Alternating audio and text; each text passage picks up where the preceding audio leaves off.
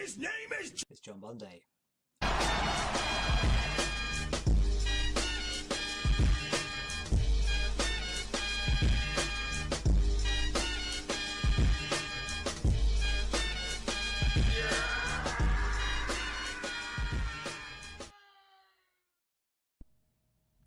It is Monday the 15th of December, but a week and a day ago, so I think it was the 7th of December, I finished RPG number 12, and that is Luna, Eternal Blue on the Mega CD.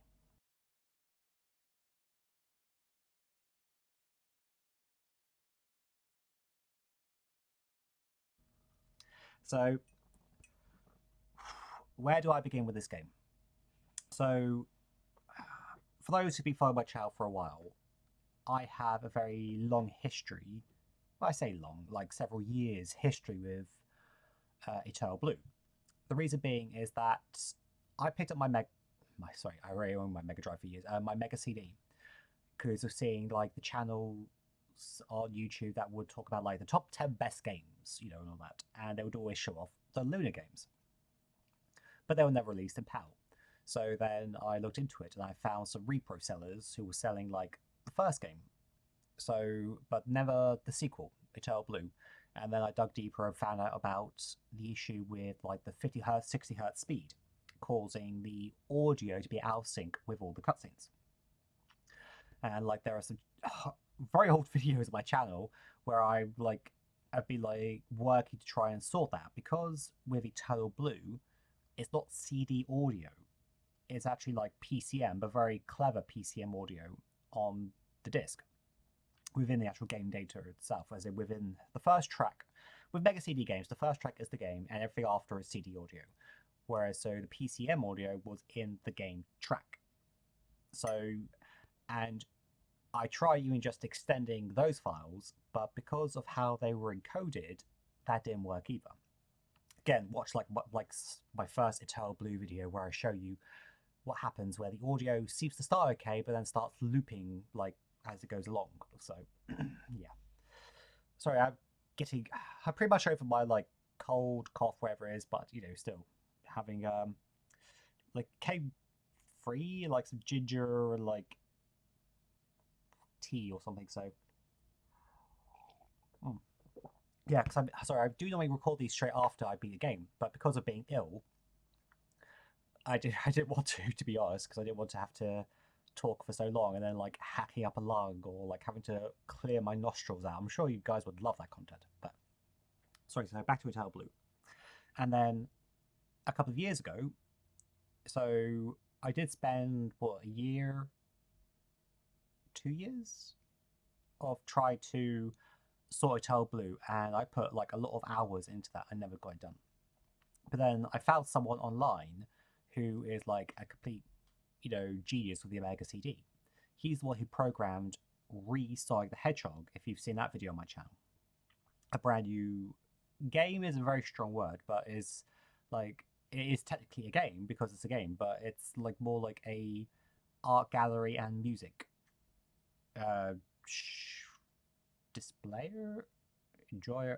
Anyway, so he programmed Sonic the Hedgehog, and he took a look at the codec, the audio driver on Eternal Blue, and found where the speed is controlled, sent me the details, and then I could play around with it until I was happy with the speed, which is what I did. The only issue is that with all the CD audio games I've done, including the first Luna game, I don't change the speed, I change the tempo.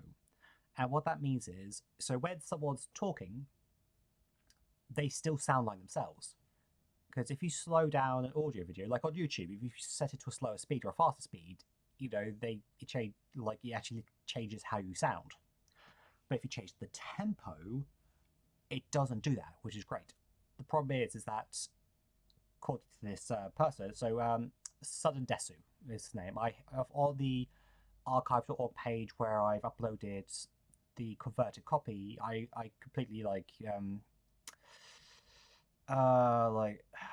sorry, my head is not really here at the moment. I give it his links and what is the word? Like I make sure he's properly credited. Credited, that's it. Anyway, so where was I? Yeah, so there was nowhere to to do the tempo, speed or nothing. So even though like now the audio is in sync on this, sadly the way people talk, it doesn't sound as good. So and whenever Sofar speaks, you have to like crank up the volume on that because his audio is like hard to hear. But at least you'll be able to hear what people say and it is in sync with the cutscenes that are going on. And the only other downside is that all of like the battle music and all of the like area theme music and all that, like those songs where CD audio on Luna 1, I never touched those. I didn't need to because they would just loop in the area you're in. Whereas with this, because I changed the actual audio driver, all of the music was affected, sadly. But, you know, anyway, so we're nearly 6 minutes in, not including the intro, and it's haven't really talked about the game itself. I just talked about my history of it. Anyway, so then last year I started the 12 RPG challenge. I didn't create the RPG challenge, but I started doing it for myself. And the first game had to be Luna Silver Star. And that was the first game of the 12 RPG challenge. And so I've spoken in the past about how I don't like to play sequels immediately after the first game. I like to leave a gap. And so I knew I would play Eternal Blue this year, but then I thought I'll play it as the first game of this year, but I never got around to it because I was QAing a Game Boy Color game, which the very first RPG, just check the old video from earlier this year. Hang on. And then like other games came and went. And I decided actually I should bookend this. So the first game of the 12 RPG challenge was Luna Silver Star of last year, and the last game of this year is Luna Eternal Blue. Because there was only the two games. There are spin-offs, but there isn't a true Luna 3. So there's like a Game Gear game, then they got Japanese only, then got converted to the to the Saturn. Again, the Japanese exclusive. The Game Gear one at least has the English translation. I think I'll play that at some point. There was also, I think, a DS game that was a prequel, but apparently isn't very good because apparently running could like damage you in the game, which seems a bit of a stupid mechanic if I've heard that correctly. But yeah, yeah. So but also these games have now had the two Luna games have now had the PlayStation slash Saturn ports have now had a remaster and were released this year, which is great. I bought those day one because even though yes I bought like repros of these, I've never like paid officially for them, and that will say that I felt very strongly like I've been telling people play these games, pirate these games, but I wanted to purchase them legitimately as well, even though these versions, the Sega Mega CD versions, are not what's on the remasters. That is the remakes that would be remastered.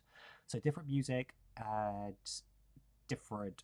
The game it's not 60 bits RSI anymore, but also like their extra like things have changed in the game itself.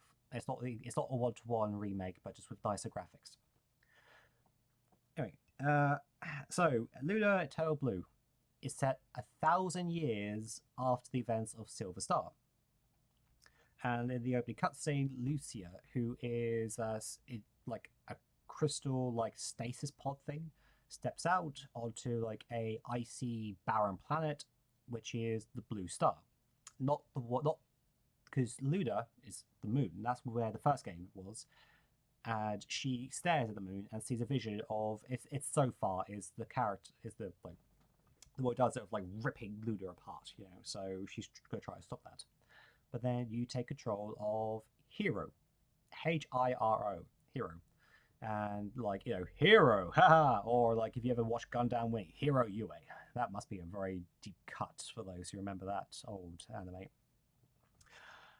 And then yeah, you go through, and because 1,000 years have passed, the landscape is not the same. You do visit some familiar towns, but things have changed a lot in that time. So it's interesting to see like what's changed in 1,000 years. So I don't want to ruin the story, but this might be like technically one of the most impressive Mega CD games I've ever seen.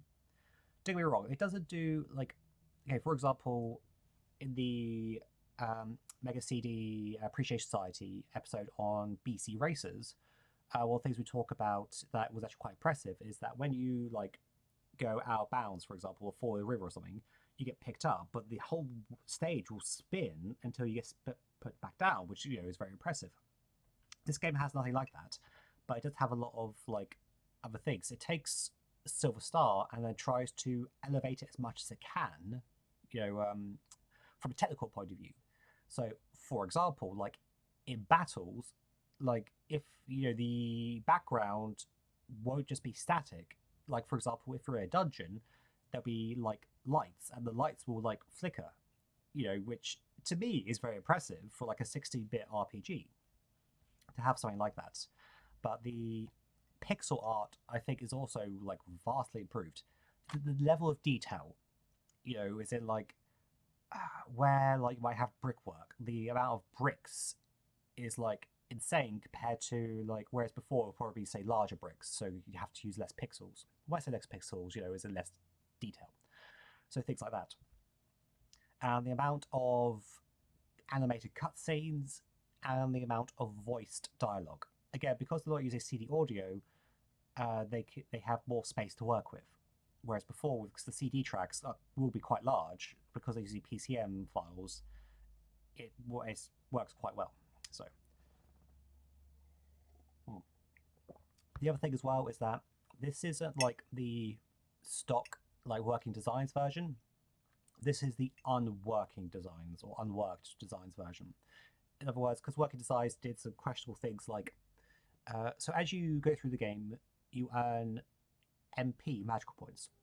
Not the MP that you use to cast spells, but actual like magical points that you use that you can spend to level up party members' spells. Because there are certain like spells that your characters will have, which will be linked to their actual levels. As they level up, so will those, and you will learn new ones. But there are also like certain elemental spells which are tied to a completely different system, the MP system, and as you earn MP from battle, you can spend it once you've got enough to level up a character's that particular spell. So for Hero, as you level him up, he has like sword attack spells, but he also has wind attacks as well. And the wind attacks are tied to the MP. Sorry, rambling a bit. But when Working Designs localized this for America, they made the ability to save. You had to spend MP to do it. Yeah, that was not in the Japanese original. So suddenly, like, rather just being able to like level up your spells, you've got to spend that as well to save the game. So if you're going through like a long, difficult dungeon, where the game normally lets you just save at any point, there's no save points. You can literally like save, like move, do a battle, save, move, do a battle, save, for example. It's not that bad. The random encounters aren't that bad, but for example. Whereas Working Designs version, yeah, you better have earned enough in MP to be able to do that. I don't know how much you had to spend, but I think it was egregious. Apparently, like part of the reason for this, the head of Working Designs, Victor Ireland, has been interviewed about this in the past, and it was because if there were games which the retailers their return policy was 2 weeks. So if you have people who would beat a game within 2 weeks, they'll just go back and get a refund, and then Working Designs will get the copy of the game back, and they've lost that money. Even though the game was sold, the player probably enjoyed it, but now Working Designs are out of pocket. So they deliberately make changes to curb the return policies of the shops. And this was one such thing. So if you can't save as often, and then you get a game over in a battle, you could have lost a chunk of time that you have to redo, and also made enemies more difficult, and so forth and so forth. That's all been taken away with a fan patch that was put into the Micah version that I played. So yeah. Yeah, so as I said before, for me, this might be one of the most technically impressive Mega CD games I've seen. Is it the best Mega CD game of all time? It could be. I mean, it comes down to if you enjoy RPGs or not. If you hate RPGs, probably not. You might be able to appreciate the music, the art, and all that kind of stuff. And don't get me wrong, when you have other games like Firefight, Sonic, and Snatcher, then,